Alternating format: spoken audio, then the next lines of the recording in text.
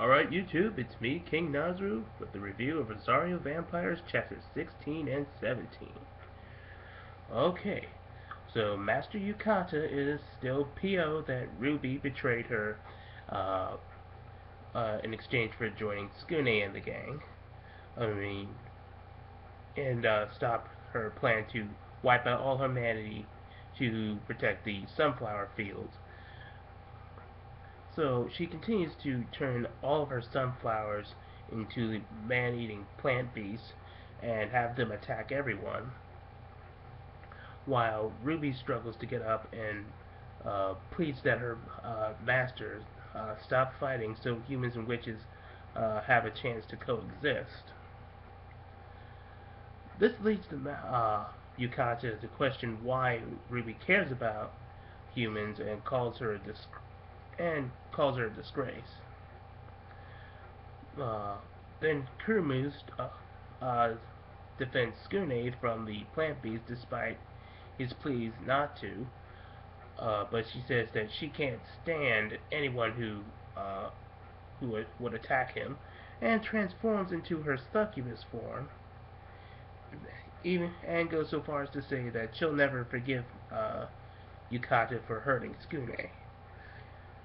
And now that Yukata sees that these are in fact monsters, she's starting to wonder not only why is Ruby defending Skune, a human being, when humans are the enemy of witches, but why are monsters doing this as well?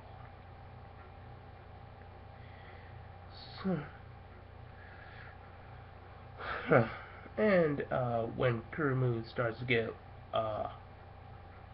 starts fighting, she seems to be holding her own pretty well. But she gets some backup from Yukari too, even though she says she doesn't want it. Uh, and seeing all this and finally realizing just how far Yukata is willing to go to carry out her plans, Skune feels that now, more than ever, fighting is the only option to save the world. And Kurumu and Yukari continue to fight, but they eventually get tired, and the Master Yukata, getting tired of everything, is incites an incantation to show an illusion of her home being destroyed, and uh, in the place of the sunflower field is a constructed trash site.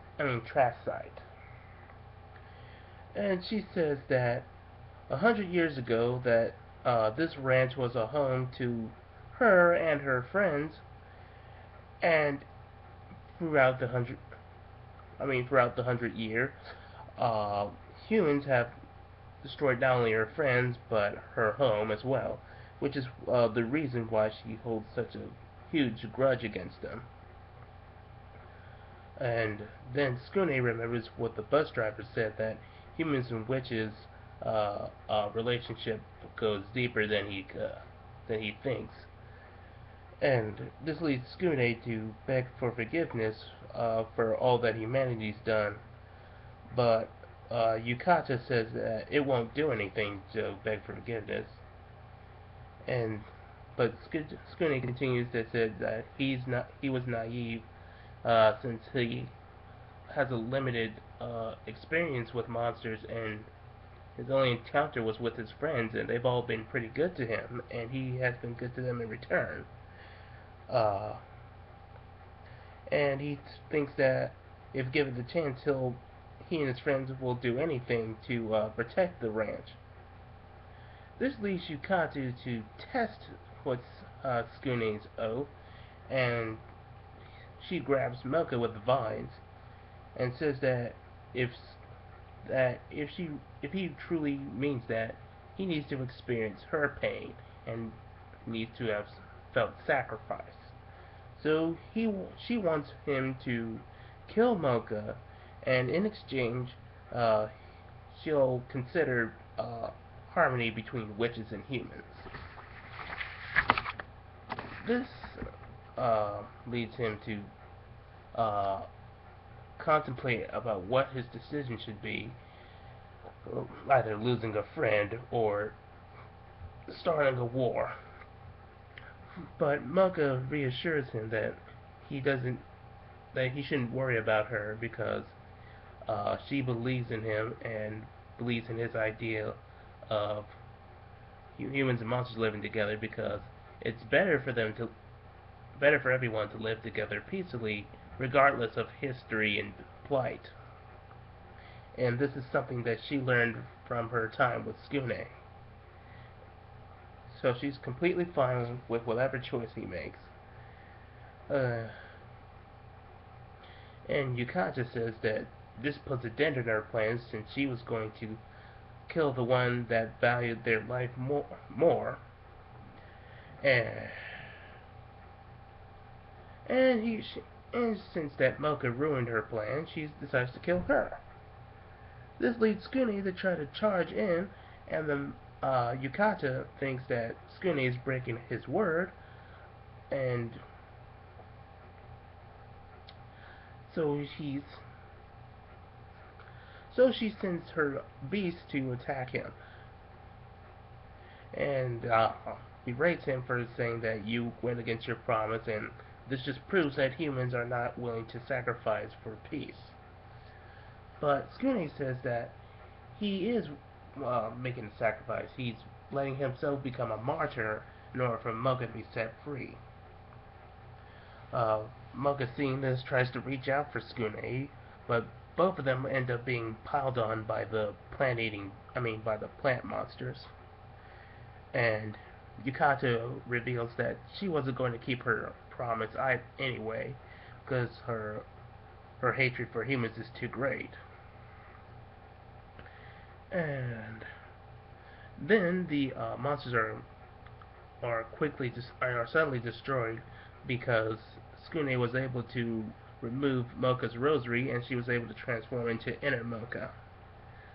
And then, leaving Inner Mocha to kick Master Yukata and say that wasn't going to forgive her either, since she views herself as a monster of violence uh, before peace. Uh, then Yukata says that Mocha is underestimating her, and Ruby states that uh, when she sees Yukata pulling out her book, that she's about to use forbidden magic. This leads to chapter 17, where she begins to start merging with the destroyed plant beast to form into a giant plant beast. Ruby states that her master Yukata is merging her life force with the plants, and because this is a forbidden art, the consequence of that is that she'll never be able to go back to her original state.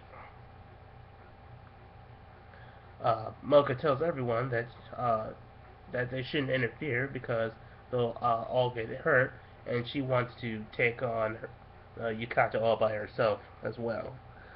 Uh, Yukata and Mocha start fighting, but Yukata quickly gets the upper hand on Mocha and says that she's pointing out the reason why Mocha's own arrogance is the cause of I mean, of her soon coming defeat. And then while there, the people in the city nearby see an explosion, and they automatically think that it's the witch doing this. And we can also see that Gin has arrived, and asks to see if there's a witch going, near the sunflower fields, and if so, can he get a ride there? And it turns out the one riding the vehicle is Miss Nekoname.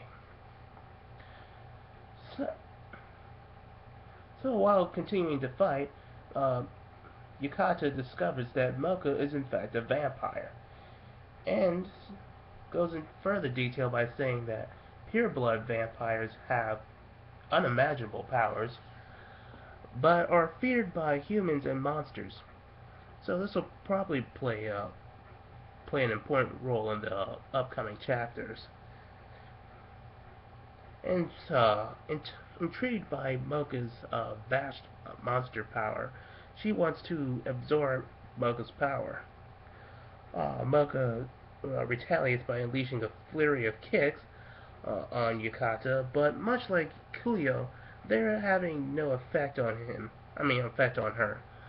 But this is due to a different reason, where as opposed to Kuyo, where she couldn't harm him really because she was too weak at the time, uh, she's unable to hurt Yukata because the transformation has made her flaccid.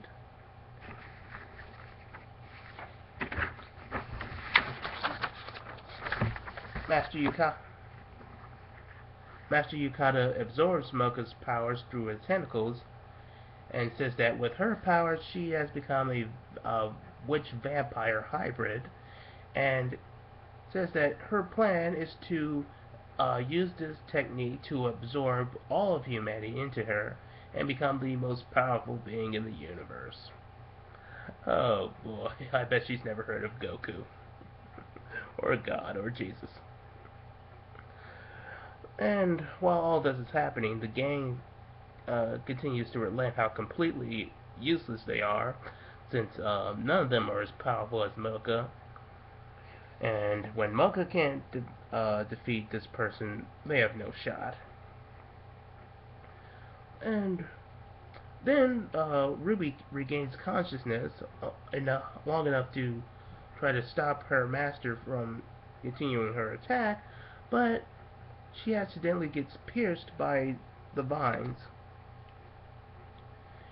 and Ruby's staff gets broken. Uh, where she points out once again that without a magical item, witches are unable to do magic.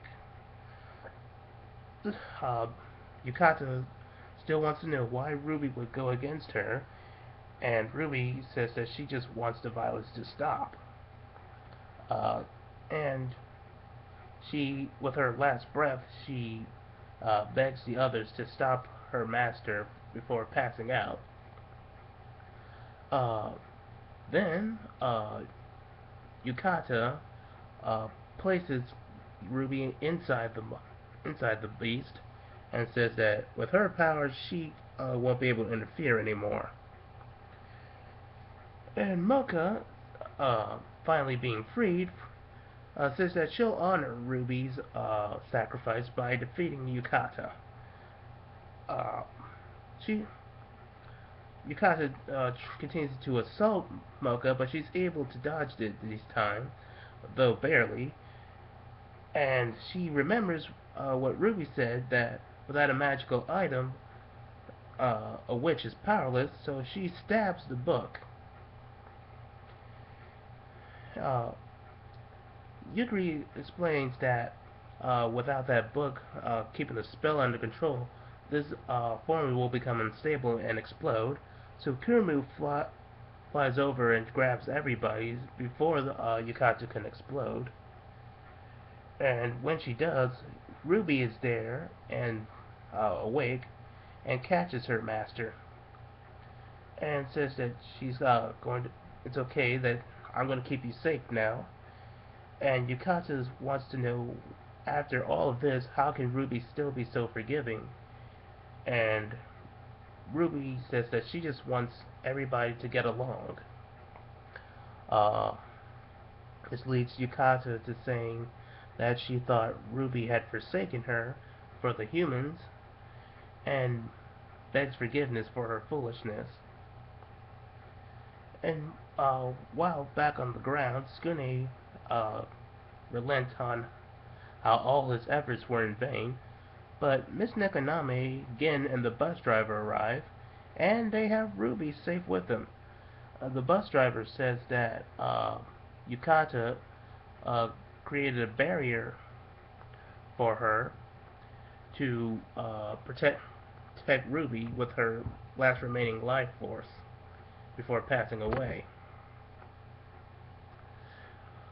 So, he also points out that it's because of his actions and kindness that he was able to redeem Ruby as well as the Master. So this wasn't all for all for nothing. Now these are really, really good chapters, as well as creating a great threat that can tackle on Mocha. Uh, we also have a bit of redemption for one of the villains, and they'll also become part of the main characters, and as well as establishing uh, a story about people coming together over differences. As this was a story arc that was created by the author, uh, just to teach everybody to get along because in Japan there has been a lot of violence going on because of petty differences, and I can really relate to that because people uh, fight for petty differences like race or uh, se- sexual persecution, religious persecution, all sorts of things. So next time we'll head into chapter 18.